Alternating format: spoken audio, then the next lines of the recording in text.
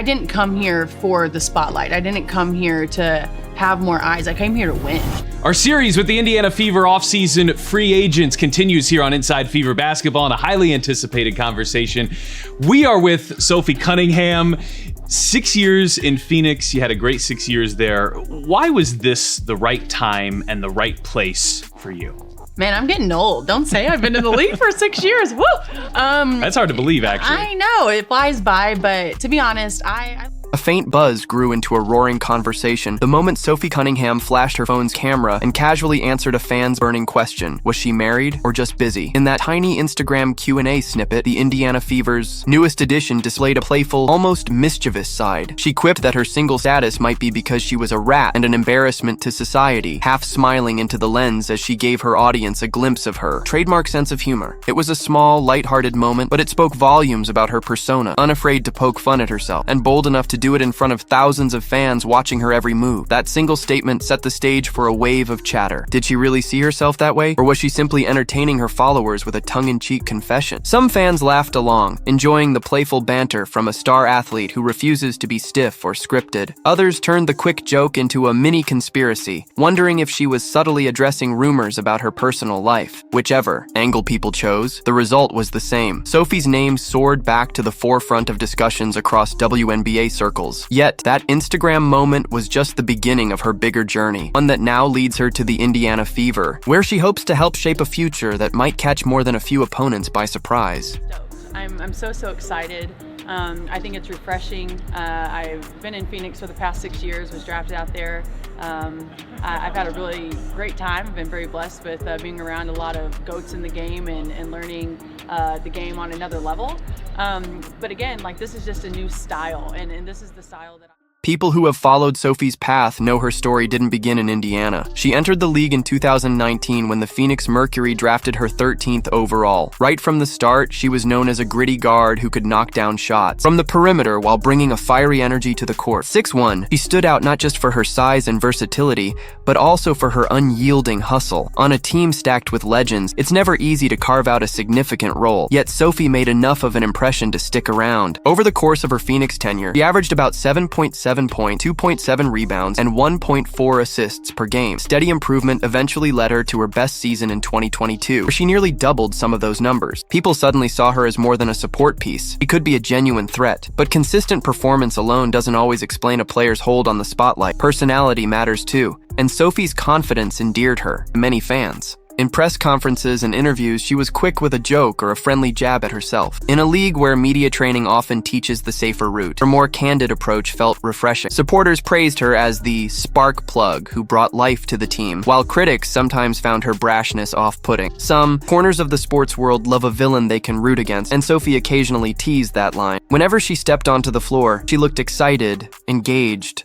and more than willing to draw a little heat if it meant getting inside an opponent's head. That same fervor eventually led to a 4-team trade that placed Sophie in the crosshairs of a brand new chapter. In January, she was shipped to the Indiana Fever, a franchise determined to reshape its narrative. The trade itself caused a mild uproar. Mercury fans hated to see a fan favorite leave, while Fever faithful suddenly found themselves celebrating a fresh piece of an evolving puzzle. Indiana's front office has been particularly busy, and Sophie's move is just one of several bold acquisitions aimed at boosting the team's prospect. Yet even with the added skill and strong personality she brings, nobody could have predicted the swirl of attention that would envelop the Fever in 2025. And that attention, in many ways, traces back to something bigger than any single player. It's tied to the skyrocketing hype around a different rising figure in the women's basketball world, Caitlin Clark. Hi, it's Caitlin Clark. Come along with me.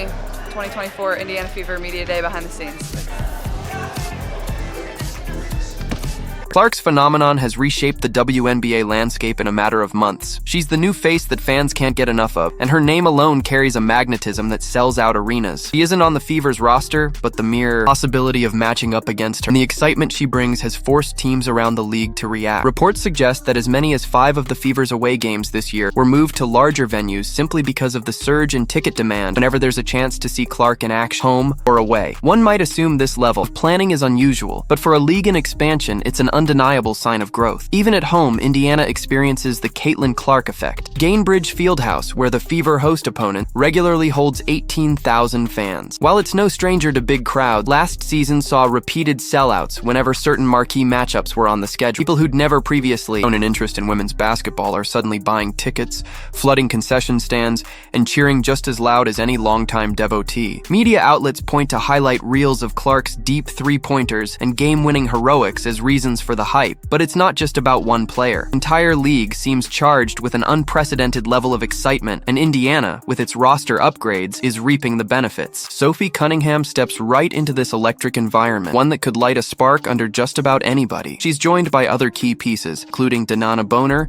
Natasha Howard, and Brianna Turner, all of whom have proven themselves as tough, reliable presences in the league. Meanwhile, returning All-Stars Kelsey Mitchell and Aaliyah Boston anchor the core, with Lexi Hull rounding out a lineup that promises depth at every position. On paper, it's a formidable group, mixing veterans who've tasted postseason runs, with younger talent hungry to reach that next level. But none of these additions means the Fever will be met with universal applause. Success in the WNBA doesn't happen overnight, no matter how impressive a player's track record may be. The Fever's recent seasons have been up and down, leading some observers to doubt that these off-season moves will translate into immediate glory. Others believe the 44-game schedule, expanding the league's offerings, gives a well-structured roster like Indiana's more time to figure out its rotations and build chemistry. The tension here is palpable. Supporters predict a deep playoff push, while skeptics question whether too many strong personalities might clash when the stakes get high. Sophie certainly doesn't shy away from a challenge. During her introductory press conference in Indiana, she was all smiles, calling the move refreshing and praising the leadership of Danana Boner, who once mentored her in Phoenix. Beyond the usual pleasantries, Sophie dropped a telling line. "We have a squad full of players willing to put their egos aside to win. That's what excites me the most." It was a direct nod to critics who think talent alone can't guarantee success. According to her, the ingredient that separates good teams from championship contenders is unity, a willingness to subsume personal glory for the good of the whole. That sentiment echoes throughout the organization. Whether you talk to the head coach, front office executives, or even the folks running the marketing campaign, word is the same. Indiana wants to build a culture that challenges the WNBA elite. Not satisfied with simply being a fun watch, intend to become perennial contender. That unwavering mindset is exactly what has fans in an uproar of excitement. Tickets are selling, merchandise is flying off the shelf, and local media outlets are ramping up coverage of every practice, trade rumor, and subtle shift in the team's dynamic. And there's the matter of scheduling controversies that have cropped up around the Fever. Recently, the Atlanta Dream announced that their May 22nd home opener against Indiana be moved to the NBA's State Farm Arena, capable of holding over 17,000 people. Officially, the Dream cited local high school graduations as the reason for the switch, but plenty of observers aren't buying it. They speculate that moving the game to a bigger stage might also be about harnessing the hype that follows the Fever these days, particularly whenever the possibility of Caitlin Clark's influence looms. Dream representatives have downplayed such speculation, attributing the decision purely to logistical conflicts. Still, fans and commentators can't help but notice that any game involving the Fever seems to draw exponentially more buzz than it once did. This isn't the first time in sports history that rumors have circulated around a simple venue change, especially in a league where the quest for higher ticket revenue is ongoing. But it's rare to see so many moves in such a short span, and it underscores a bigger question. Is the WNBA on the verge of a golden era, with star players and storylines finally capturing mainstream attention? For Indiana, that might mean a slew of both opportunities and distractions. On the one hand, rising interest gives the franchise a broader stage to show the league what its overhauled roster is capable of. On the other, it invites endless scrutiny of every stumble. In a social media age, any misstep is magnified, fueling debates that can overshadow the actual basketball being played. Still, the Fever are determined not to let whispers of controversy distract them. While fans debate the significance of bigger venues and scheduling conflicts, Sophie and her teammates appear locked in on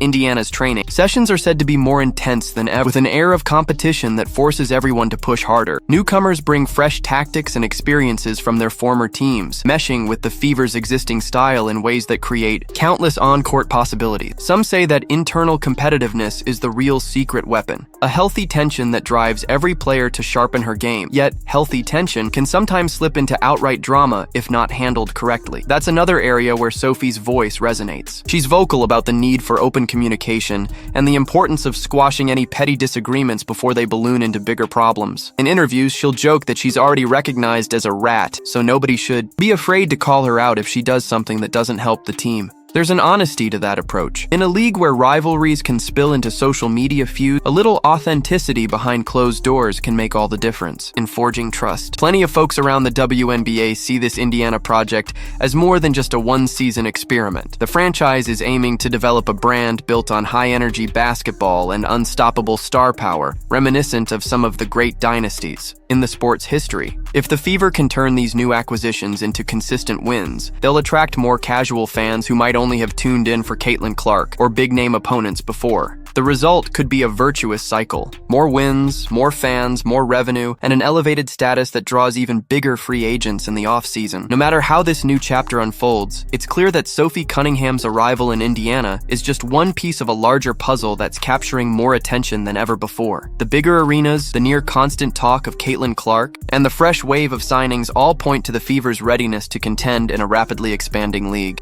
Viewers sense that something special is happening, and the possibility of a dramatic narrative only heightens the anticipation. Skeptics will hold on to their doubts, but that skepticism might only fuel the team's determination to prove them wrong. In the end, it all circles back to one main question. Is this the start of a new golden era for the Indiana Fever, or is it merely a flash of hype that could fade if expectations aren't met? The roster looks stacked, the media is paying attention, and fans seem more engaged than they have been in years. If nothing else, the Fever have become one of the most talked about teams in the league. For Sophie Cunningham, it's a chance to shine on a bigger stage and bring her signature blend of on-court hustle and off-court humor to a franchise that craves both flair and results. The real final word might just be Sophie's own playful approach. It'll happen eventually. She joked about marriage, but she could just as easily have been talking about winning a championship. For now, Fever fans are content to wait. They've got a roster full of game changers, a league that's more exciting than ever, and a player who isn't afraid to poke fun at herself or do whatever it takes to help her teammates succeed. Will she be the secret ingredient to a triumphant season, or just another entertaining chapter in WNBA lore? The answer might take time to reveal itself, but one thing is certain. With every passing day, more eyes are turning to Indiana. And as long as Sophie Cunningham has a say in it, she'll keep them watching until the final buzzer, waiting for that next outrageous comment, that next clutch shot, and that next defining moment that could change everything.